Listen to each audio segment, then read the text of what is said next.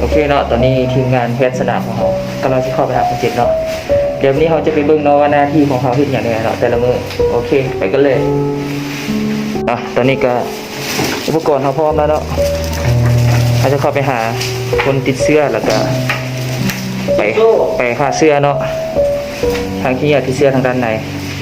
แล้วก็ไปพ่นยาปราบเชื้อเข้าหาคนเจ็บเนาะโอเค let's go ไป